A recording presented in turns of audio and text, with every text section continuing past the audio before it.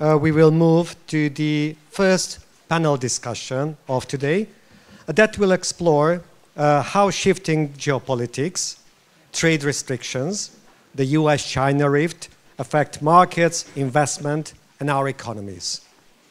The panel is titled Markets Under Pressure, the Economic Impact of Return of Geopolitics. This panel is organized in partnership with the Taipei Representative Office in Budapest. And the panelists will be Elliot Wang, representative, Taipei Representative Office in Hungary, Christian Orbán, managing partner, Oriens, Ming-Chin Monique Chu, lecturer in Chinese politics, University of Southampton, Richard Turcsányi, program director, Central European Institute of Asian Studies, and Tomás Batura, associate professor, Corvinus University. The discussion will be moderated by Lily Takács, journalist at 444.hu. Thank you for coming and for staying after the opening ceremony and the keynote speeches. What is the return of geopolitics from the economist's point of view? Who is setting the rules and what happens to those who are not setting the rules? I think these are some of the million-dollar questions of our time, and I hope that we will be at least a bit closer to the answer with the help of our 5 panelists. I think we should start by establishing what do we mean that there is a return of geopolitics. And I'm turning to Mr. Orbán. If you had to name a moment or the processes when geopolitics returned to the forefront of politics, I mean in the sense that it has a more immediate effect on Europe's economic model, what would you name and why do you consider that as a turning point? So I think that first we need to understand that what was the season, the period before, and I will be very fast. So the so-called globalization model was built on optimizing for productivity, optimizing for minimal cost.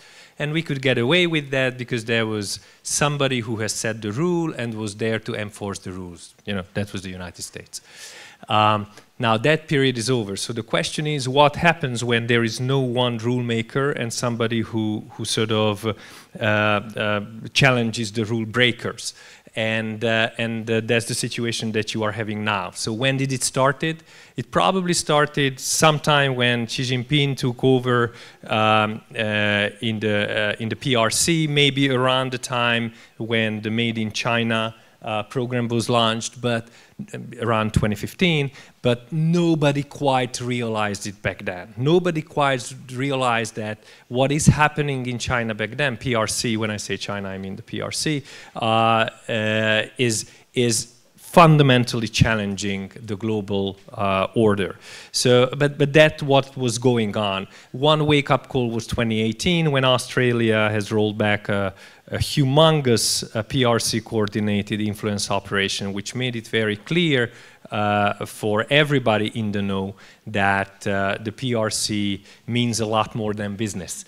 But I think other than the Americans and the UK, very few countries took notice. Europe definitely did not. For Europe, the wake-up call was obviously Russia's invasion of Ukraine, and that was the moment when everybody realized that you know, some rules are fundamentally broken, and the United States is not there to punish the rule breakers. So from then on, it should be very obvious that we do not have a unified set of rules. We do not have a sheriff in town. So from then on, I think we are increasingly realizing that everybody is setting the rules. Dr. Chu, how does China's behavior and rhetoric fit into all this? Mr. Orbán said that back then no one saw it, but were there any signs that experts could have seen?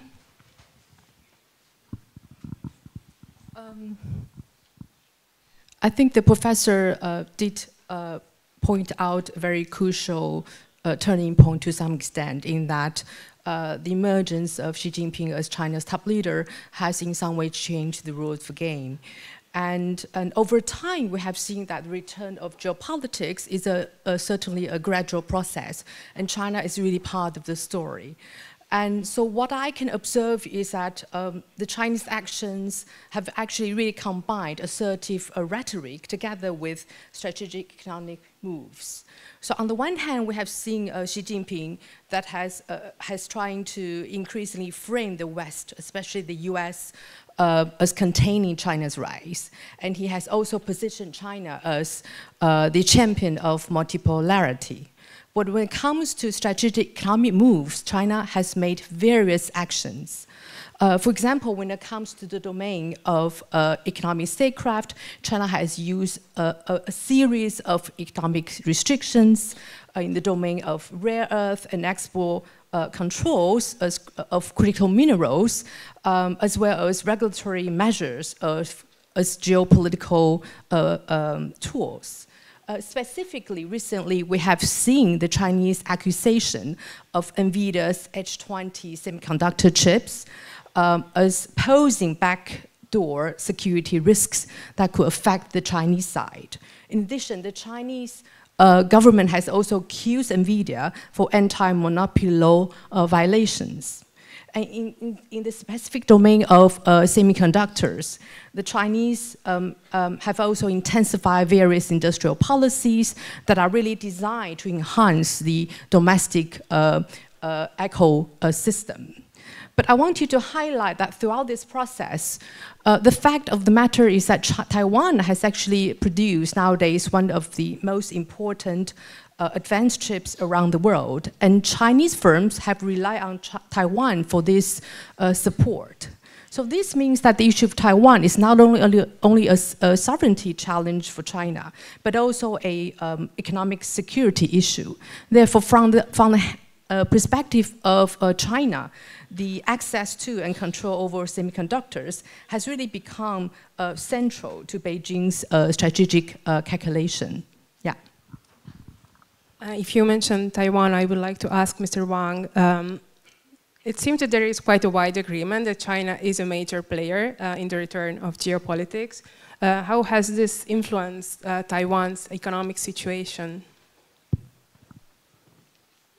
Well, I think in short term, immediately, our economy and business is, I think, is definitely affected. But right now, I think it takes time to see the redirection of the trade flow or investment. But right now, as everybody knows that the business is always the cost-less oriented, and immediately right after the tariffs that imposed on every country, the TSMC was immediately announcing that it's going to invest $100 billion more US dollars in Arizona, United States. As for the small medium Taiwanese business, I think they are right now swiftly looking for some place for the less cost for their production line and also their investment. So I would say that in the near future, we will see some restructures of the Taiwanese supply chain happen. Dr. Tu Chen, you made some quite interesting research and surveys about public attitudes towards China. Did these attitudes change as these events unfold, or were there any specific events that influenced public attitudes towards China? Yeah, let me answer this from before the second Trump presidency and then after, because when we're discussing about the view of China and also the comparison between the image of China, the US sort of struggle for hearts and minds, I would say that the second Trump presidency has been a big turning point. So, before, and that kind of builds on what Christian was saying, actually what we see in many public opinion surveys is that the image of China, especially in Europe, in what we call Western world, was getting worse over 2010s, basically during Xi Jinping term because of growing human rights violations in China, situation in Xinjiang, in Hong Kong, also what we discuss as Chinese assertiveness, South China Sea, of course, Taiwan. Then COVID-19 obviously added to that. Now, there is a bit of a caveat here that the image of China got pretty bad, but in the developed countries. So there was a big difference, if we look to the so-called global south. So that's also something to keep in mind. But a lot of that changed since the Trump became president for the second time. And, the change is huge, actually. If we look at the most recent public opinion surveys from Pew and others, we actually see that China basically caught up with the image of the US, or even according to some surveys, it has surpassed it. And now, that's because of two things. First, the most visible one is that the image of the US basically collapsed, right?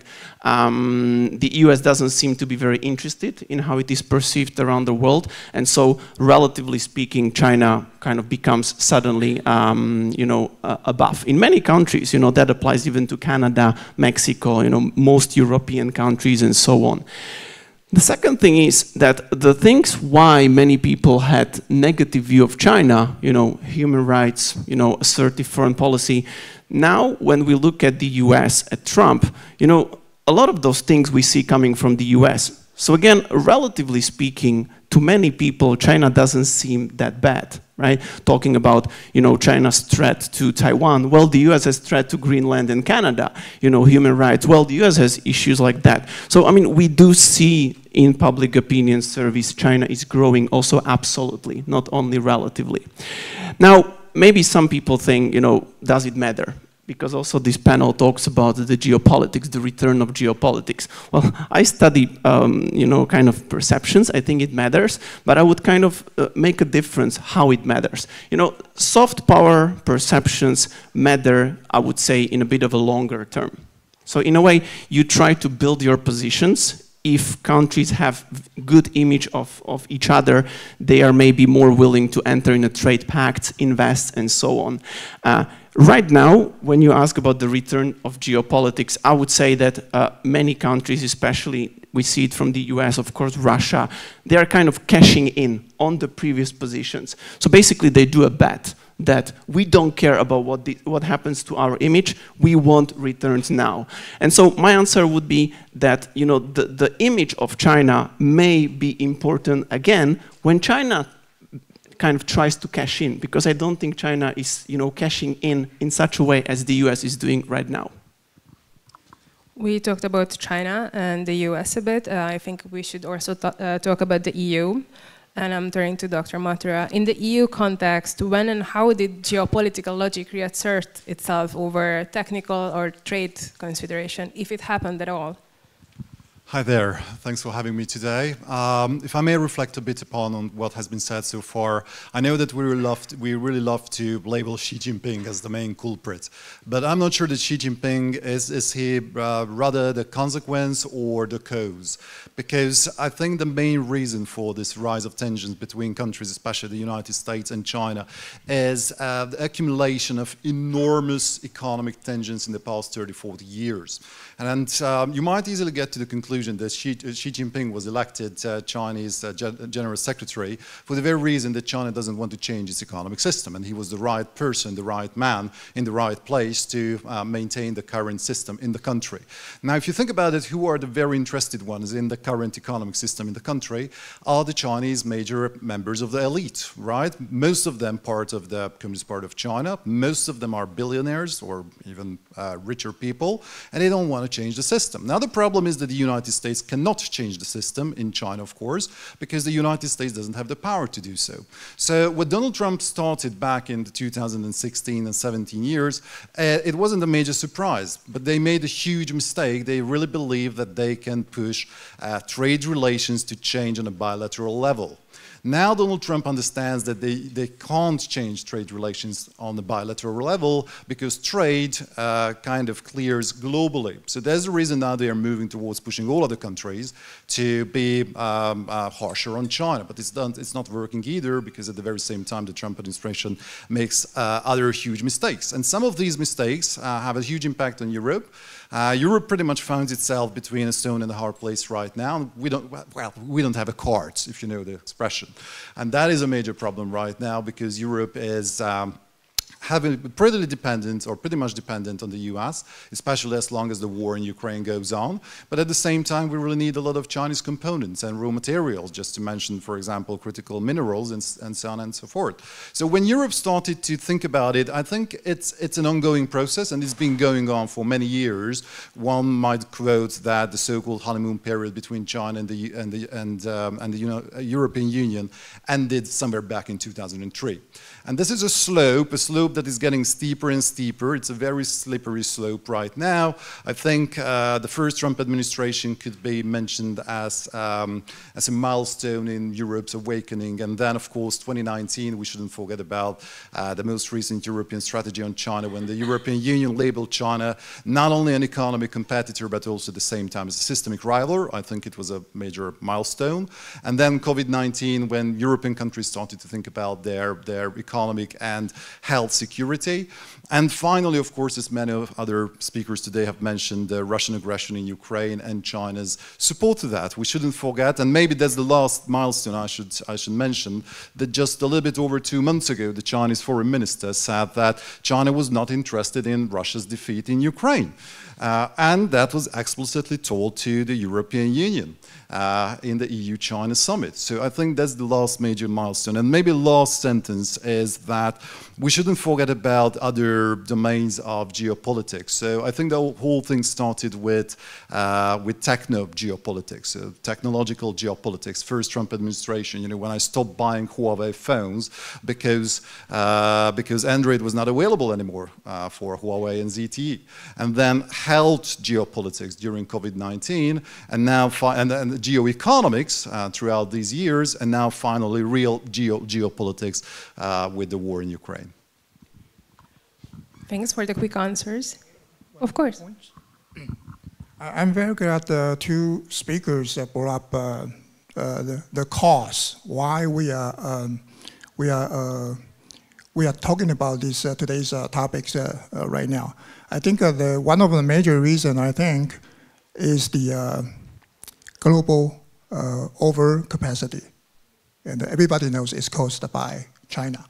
Okay?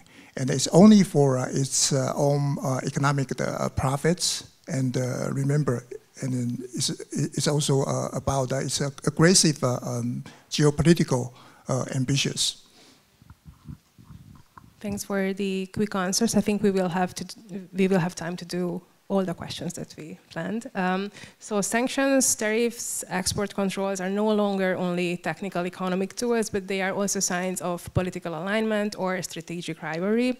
I think we should talk about who shapes these new rules and how do countries or regions experience their impact. And I'm again turning to Mr. Orban. When we look at these newly emerging rules and norms which are shaping the flow of goods and capital, what global patterns do you see? I mean, who sets the rules and how? So I think, first of all, it's pretty chaotic.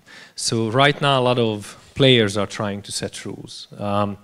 But it is also clear that the most important rule setter, not the only one, this is a very important distinction, but the most important rule setter is the United States, which is initiating a major restructuring of the global economic order.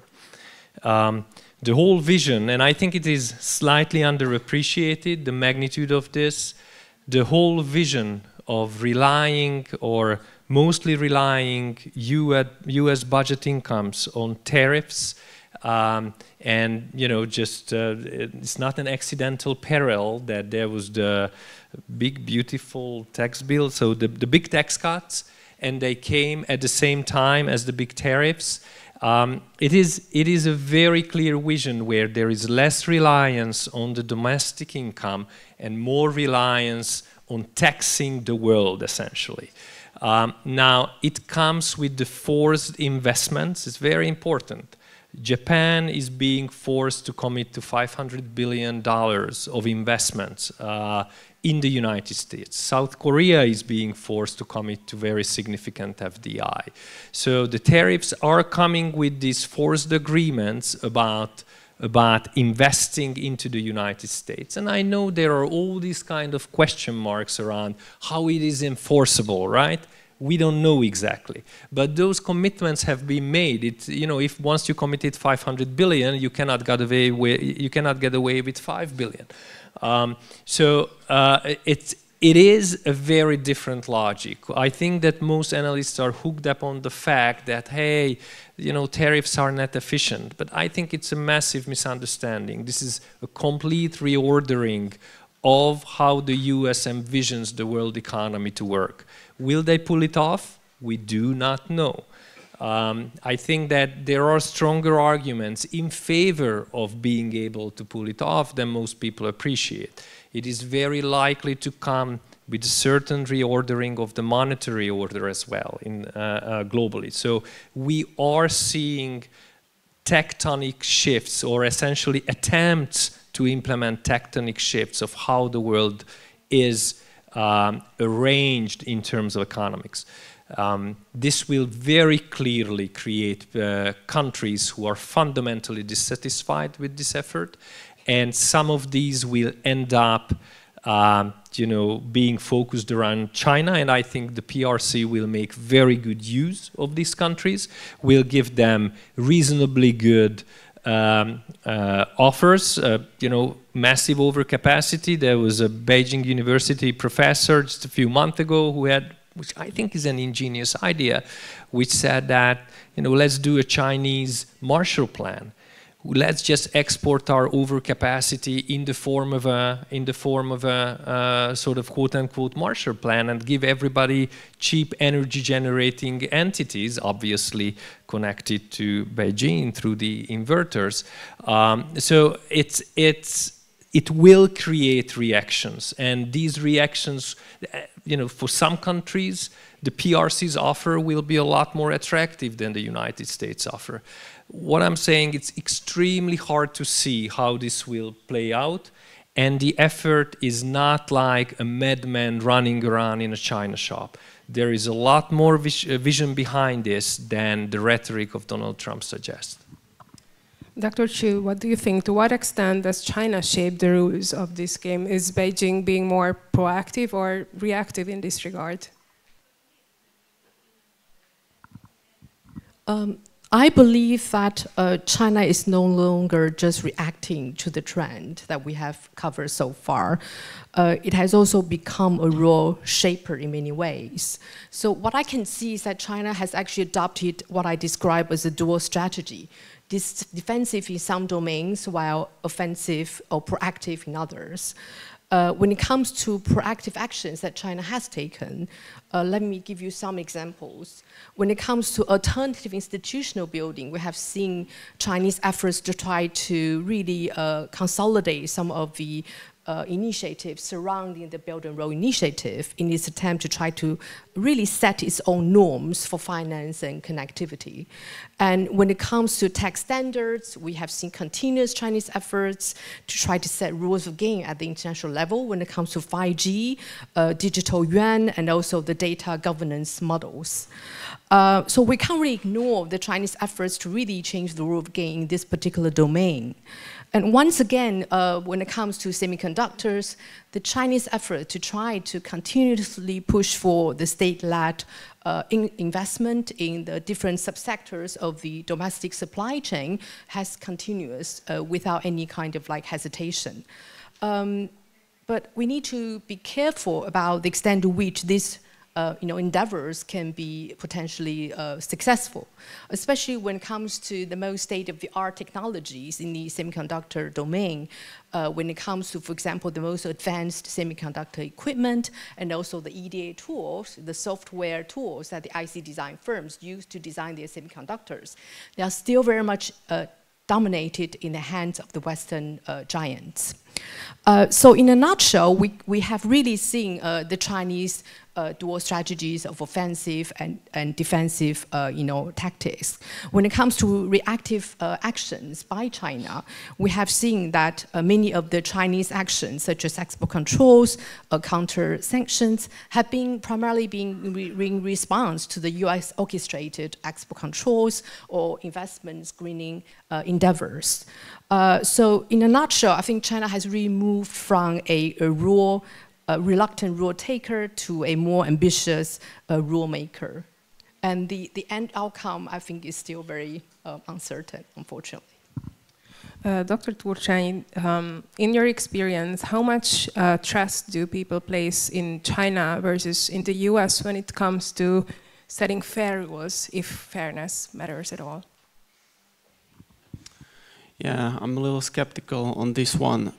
Also, from the surveys, you don't see that people would expect that the world is fair, so to say. So if you look at the countries which have today kind of better view of the U.S., that would be Poland, for instance. That would be Japan. That would be Philippines. The reason why these countries have a better view of the US than China is not because they see US inherently more moral or more fair, but it's better for them. And also, at least that's what I think, based on the indications. And also, I think the countries which, also previously had a better view of China, such as Pakistan, for instance, that was a country which was standing out, maybe what I'm trying to say is that, in fact, and that again what Christian probably was saying a bit earlier, maybe here in Europe we were one of the a bit naive part of the world. We really believed that geopolitics is dead. It wasn't, but we probably, many people here believe that. And then during previous American administrations there was discussion about rule-based international order, and Europe. I think many in Europe genuinely believed that we are in a business of creating a fair international order.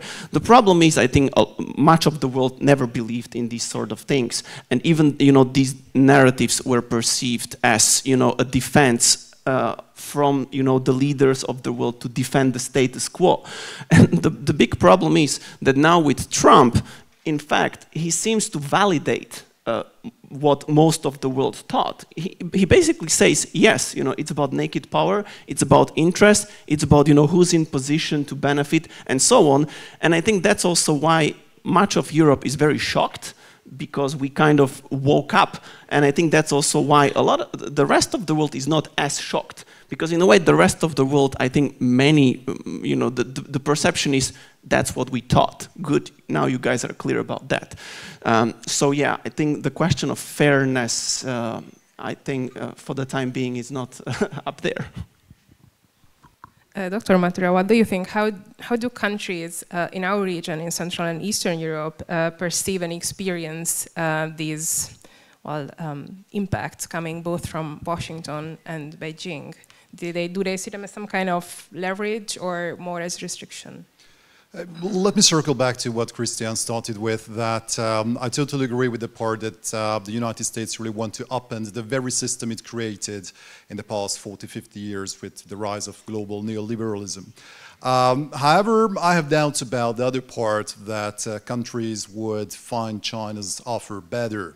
I don't really think that China has a real offer, and because what the ambassador said, that there is enormous overcapacity. Practically in the world there are two types of countries, or three, but let me focus on two: net exporters and net importers. So consumers and producers. There are some healthy economies that are more or less in balance, but generally speaking, major Anglo-Saxon countries, and first and foremost the United States, have been so far the major overconsumers. Many of the Asian countries, some of the European countries, Germany, for example, and first and foremost, of course, China, have been the major overproducers with enormous overcapacity. Now, let me give you some numbers. Right now, China produces roughly 1/3 of the global industrial output. So 33% of global industrial output comes from China. That's insane. Meanwhile, China is responsible for roughly 14% of global consumption. So there is a tremendous gap between the two, and in the past 15 years, the Chinese government should have solved this huge imbalance. They should have chosen from 3 different solutions. The first one is an overcapacity recession, that they just simply realize that they have no one to sell their stuff, they shut down factories, a lost decade, recession, and of course, the popularity, to say the least, of the Communist Party of China would have been shaken. Option number 2, which would have been the optimal course, was increasing consumption in the country, which was introduced and announced in the 12th five-year plan 15 years ago. They never managed to pull that off. And number 3, doubling down on exports, the good old, recipe. Let's export and export and export. And now we see that the world, and I say the world because it's not only the United States, but the rest of the world is fed up with that. I know that in the news it seems like that, okay, if the United States or Europe stops buying Chinese stuff, China can easily turn to the global south. It can't.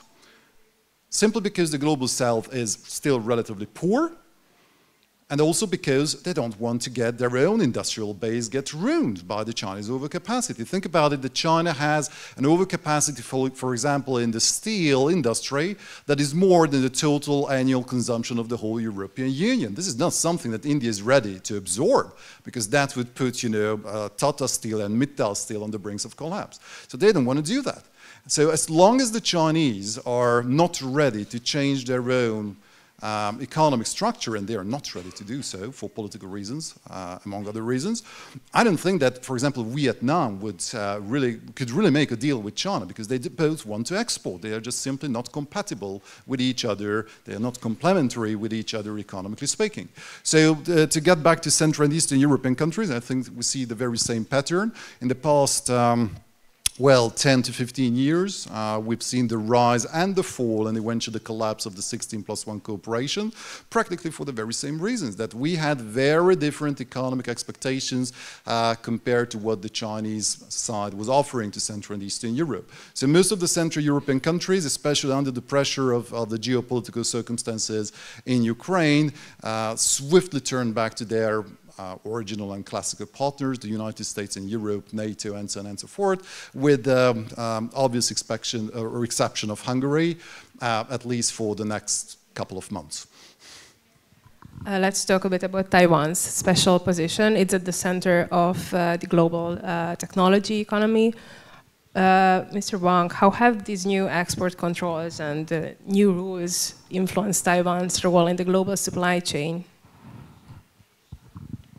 Well, of course, we are definitely impacted by this crisis, because Taiwan is the number 21st economy in the world, producing 90% of the advanced semiconductors for the world.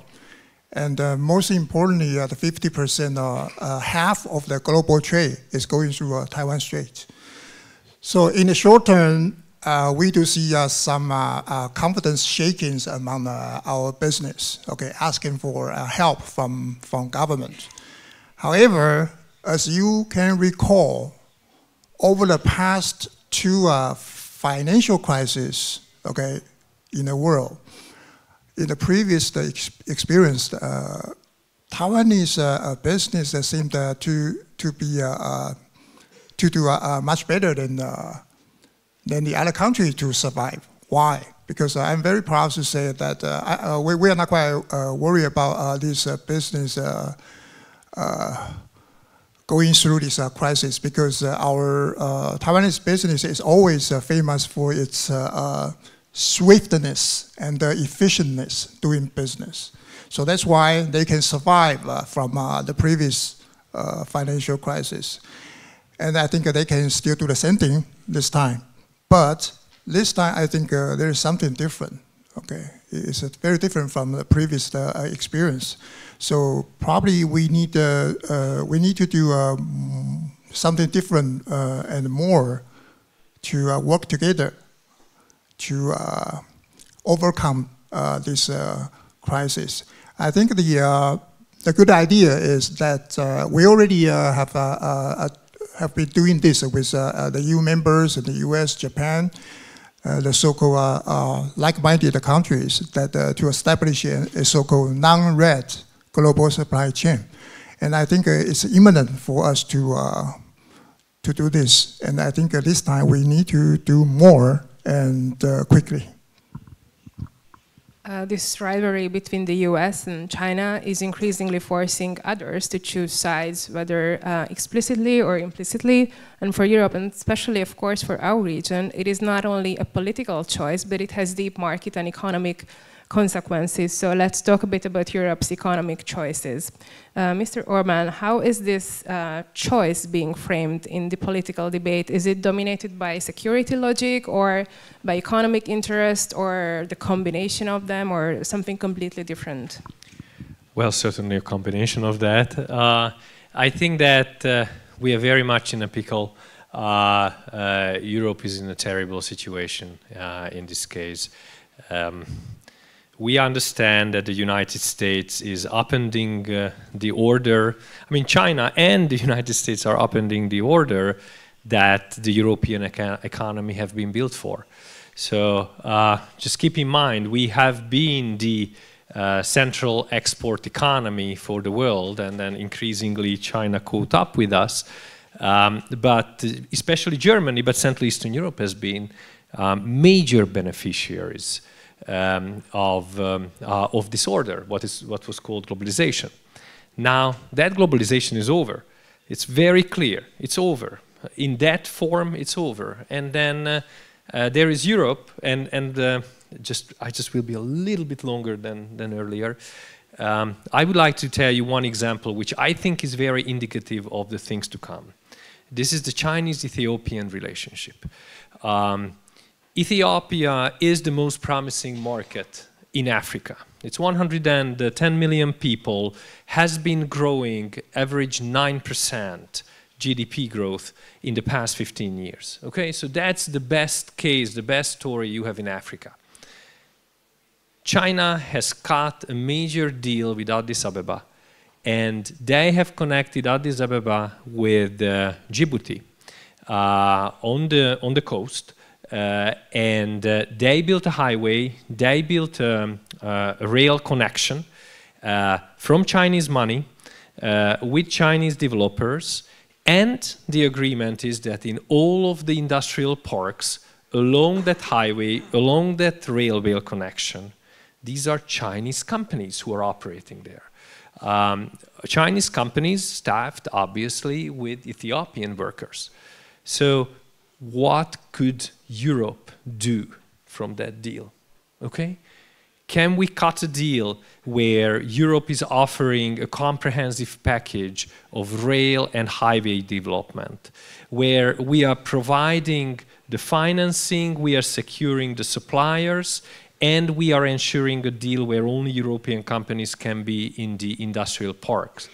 Plus, are we ready to grease the wheels where the wheels have to be greased, right? And the answer is obviously no. So in this competition, in this kind of, which is a lot more like concessions, this is like a concession for China, right? This is, they are receiving a concession from Ethiopia.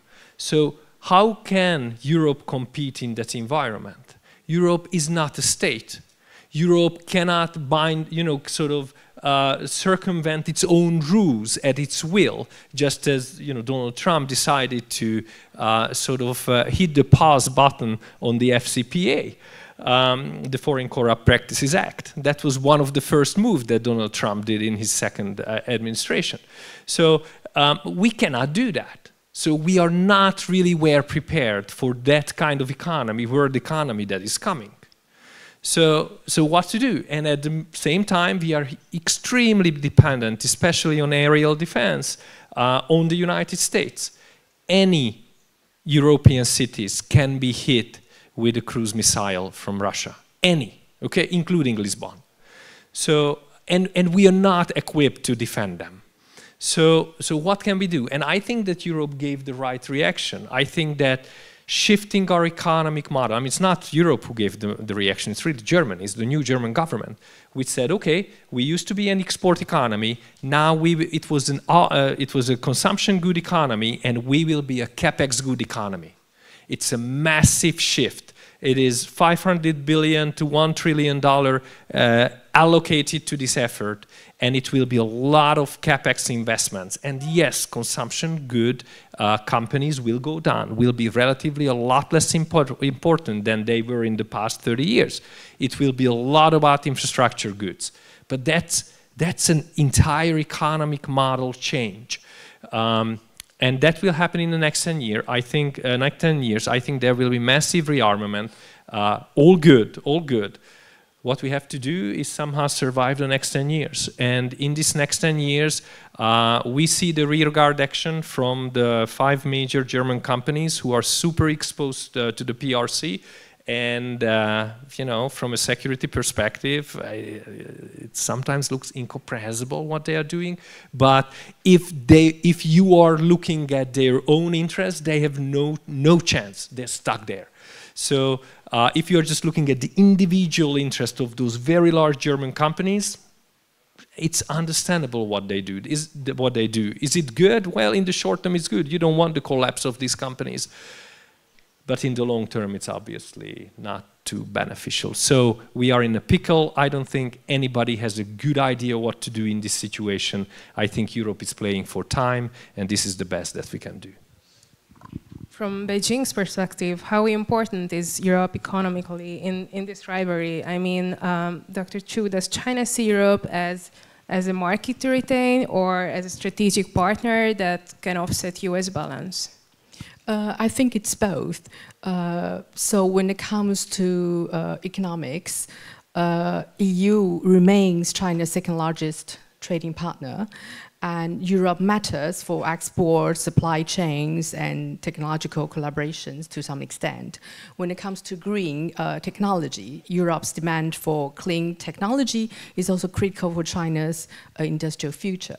And when it comes to the semiconductor domain, the European car makers, AI and machinery industries still rely very heavily on the semiconductors produced in East Asia.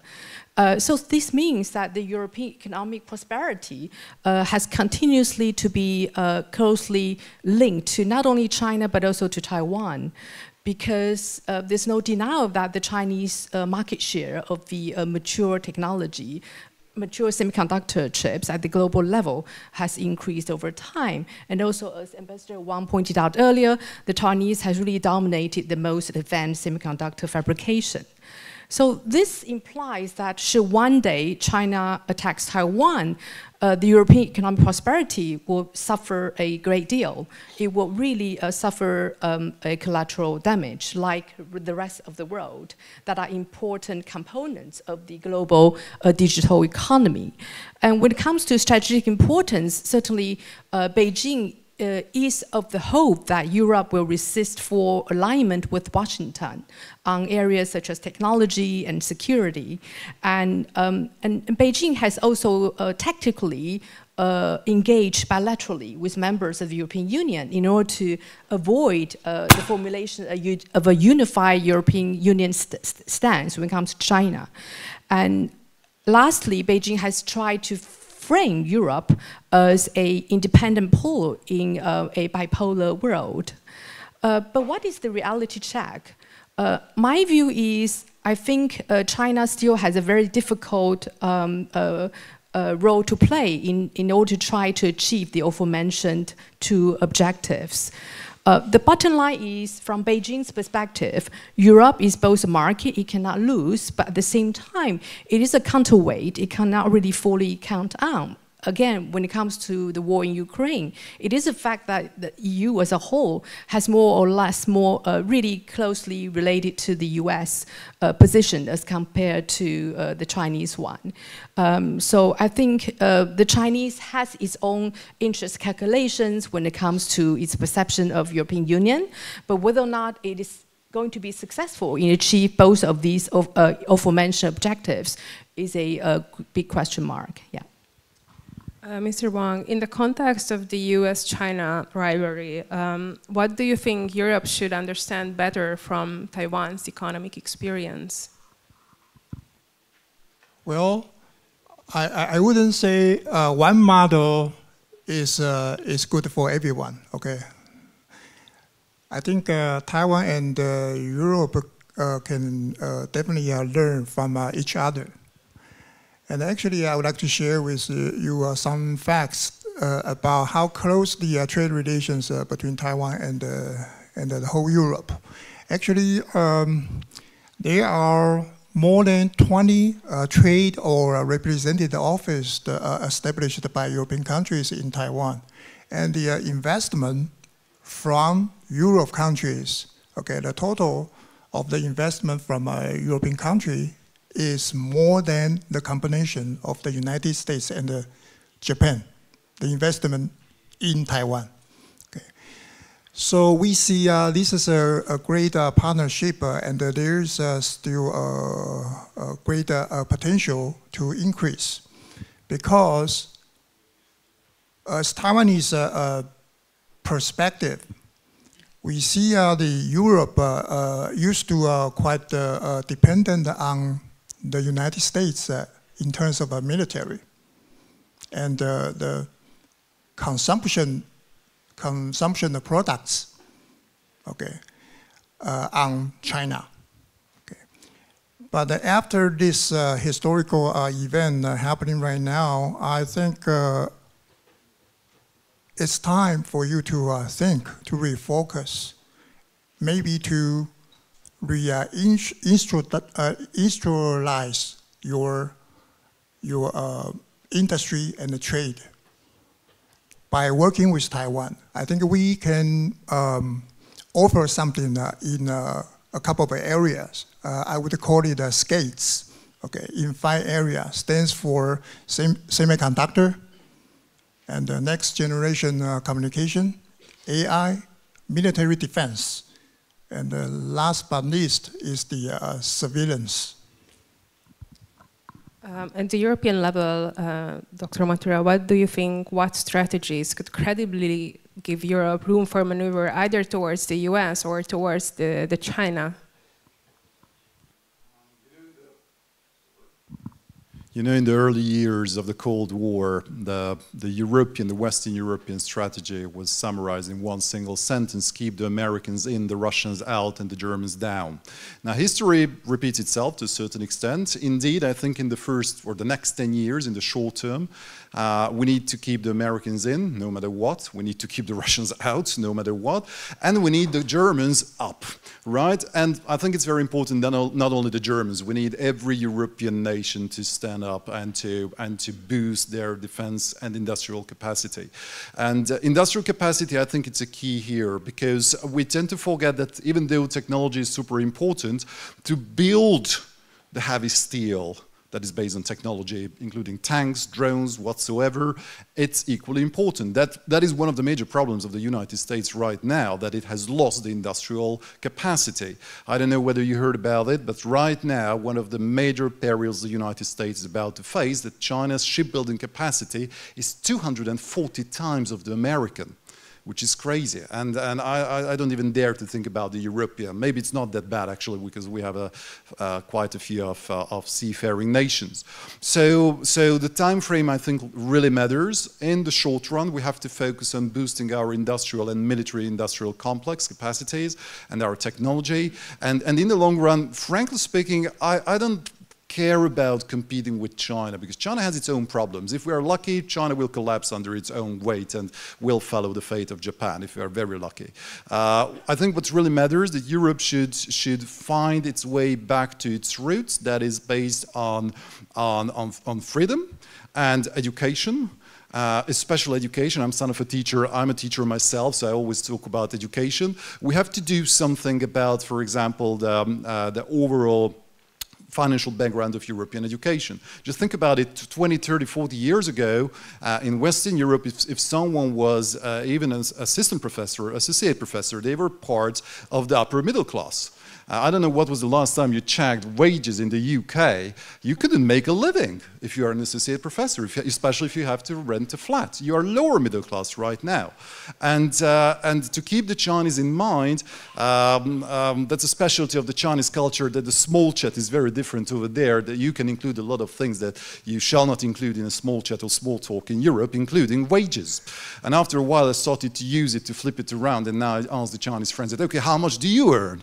And 10 years ago, a Chinese lecturer at the university was already earning 4 times more than the Hungarian peer of his, even though Hungary's GDP per capita 10 years ago was like 3 to 4 times higher than the Chinese. So this is where we have to return to, because actually China's overcapacity wouldn't be a problem if Europe and the West in general didn't lose its industrial and technological superiority to the Chinese. If we were, you know, exporting, I don't know, starships to the Chinese, I wouldn't mind buying electric vehicles from China. But the problem is that we have lost this difference, this technological superiority, and I think that's the first and foremost important thing to focus on. And my closing question to Dr. Turcsany is that for smaller and mid-sized state, how do you think that this US-China rivalry shape economic opportunities or vulnerabilities? Yeah, I mean, first of all, I think this panel might have sounded a bit like, you know, we're in a bipolar world. Many people talk about that. I personally don't think that's, you know, maybe the most accurate way of perceiving reality. India would certainly not agree. You know, a lot of other countries don't think that they are choosing between the US and China. So that's maybe one thing, you know, I want to mention. I mean, even the EU and US, of course, are not as close, you know, as you would expect a bipolar world to be. You know, but in principle, this sort of even bipolar or multipolar world means, in principle, that the smaller countries have more offer to choose from, and in a way that has been one of the key point of success why China has been, you know, received so well in Africa or, you know, around the world. Not because, you know, those countries preferred China, but they were happy that after decades they're not forced to choose one model, one offer, you know, coming from the DC, but now they can choose 2. And, you know, if you can choose from 2, you know, you can choose the better one, ideally. Of course, not always, but, you know, ideally.